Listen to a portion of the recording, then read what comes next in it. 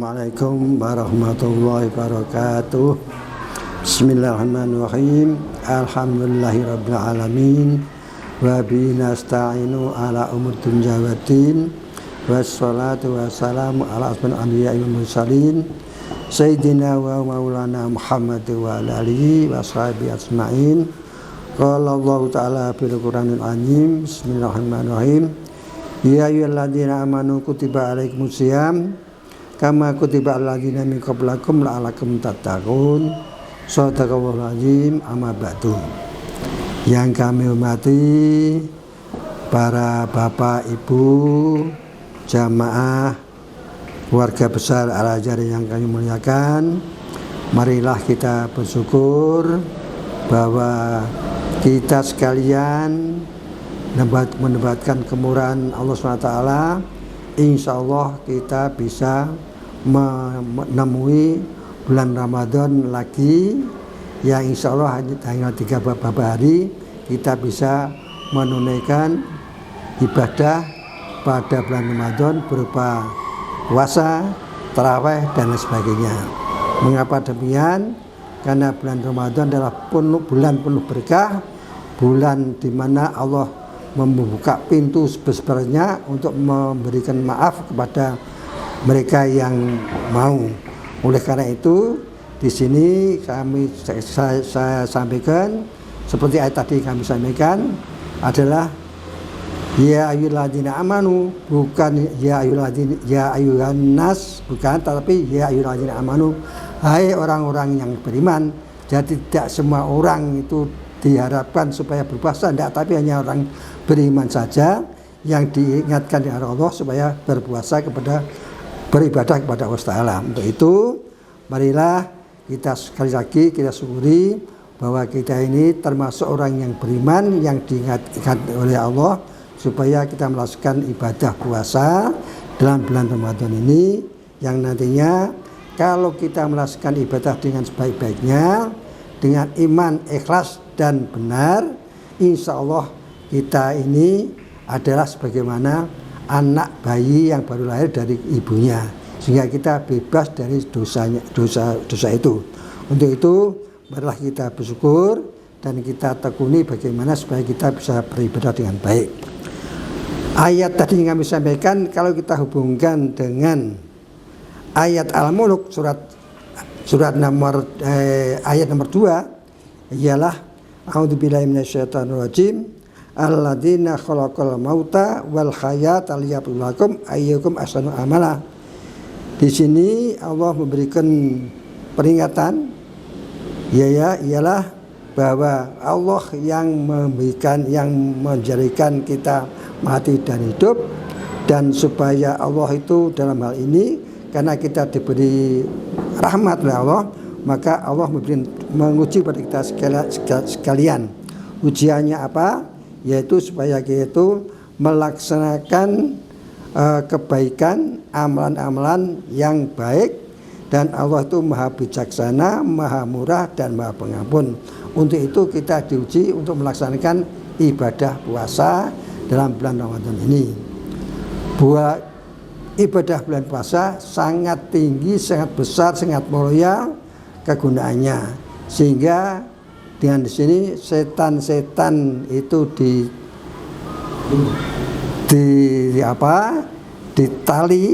di kerangkeng, dan surga dibuka penuh dan neraka semua pintunya ditutup penuh. Tinggal kita ini bagaimana dalam menghadapi bulan Ramadan ini. Apakah kita yang membuka, apakah kita yang melepaskan setan-setan itu, tergantung kita semua. Untuk itu marilah kita laksanakan puasanya dengan sebaik-baiknya. Pertama dengan iman yang kuat, kedua dengan tulus ikhlas, dan yang ketiga dengan yang benar. Apa artinya? Kalau kita tidak iman tidak ada artinya. Yang kedua, kalau kita beriman kita tidak ikhlas juga tidak ada artinya. Kalau kita beriman dan ikhlas dan tidak benar juga tidak ada artinya. Untuk itu malah 3 hal itu kita pegang teguh, kita laksanakan sebaik-baiknya. Pertama harus iman sepenuhnya pada Allah, 2 dengan tulus ikhlas, yang ketiga dengan kebenaran yang menurut aturan yang ada. Apa artinya? Iman jelas harus hanya percaya kepada Allah. Yang kedua ikhlas, tidak ada yang sekutunya bagi Allah. Yang ketiga yang benar adalah menurut sunnah Rasulullah SAW. Tanpa ini maka ibadah kita itu kurang artinya. Jadi yang paling pokok yang benar adalah kita beriman, kita ikhlas, dan kita mengikuti syariah atau sunnah Rasulullah SAW. Para Bapak Ibu sekalian yang kami muliakan dan anak-anak sekalian yang cinta, di sini juga kalau kita lihat bahwa dalam surat Al-Kahfi ayat nomor 110 Allah Subhanahu wa taala bersabda, a'udzubillahi minasyaitonir rajim, wa man kana yarju liqa'a rabbih falyamal amalan sholihan wa la yusyrik bi ibadati rabbih ahada. Nah, di sini artinya maka barang siapa mengharap pertemuan dengan Tuhannya, maka hendaklah mengerjakan kebajikan, jangan menyekutukan dengan sesuatu pun dalam kita beribadah kepada Allah Ta'ala. Nah, padahal menurut yang kita ketahui bahwa besok di surga itu yang paling nikmat, paling hebat itu kita bisa bertemu dengan Allah Ta'ala. Untuk itu di sini Allah memberikan satu peringatan kepada kita supaya kita nanti bisa berjumpa dengan Allah. Kita harus berbuat baik, beramal yang baik, bekerja dengan baik, jangan sampai, dan yang penting lagi jangan sampai menyekutukan Allah SWT. Karena apa? Karena paling yang disengiti, yang paling dibenci oleh Allah adalah bila mana kita menyekutukan Allah SWT. Karena Allah itu maha segala-galanya, tiada suatu baginya. Jadi nanti kalau kita di akhirat, kalau kita nanti bertemu dengan Allah, bagi mereka yang kafir ditanyakan di mana sekutu saya tuduh. Mereka tidak bisa menunjukkan sekutu yang mereka sekutukan dengan Allah Subhanahu wa taala. Untuk itu, marilah sekali lagi amal yang ikhlas dan amal yang benar kita laksanakan dengan sebaik-baiknya. Nah, bagaimana supaya kita bisa tahu itu benar? Adalah kita harus mengaji, harus belajar, harus berusaha bagaimana supaya sunnah Rasulullah itu bisa kita ketahui sehingga bisa melaksanakan ibadah dengan sebaik-baiknya.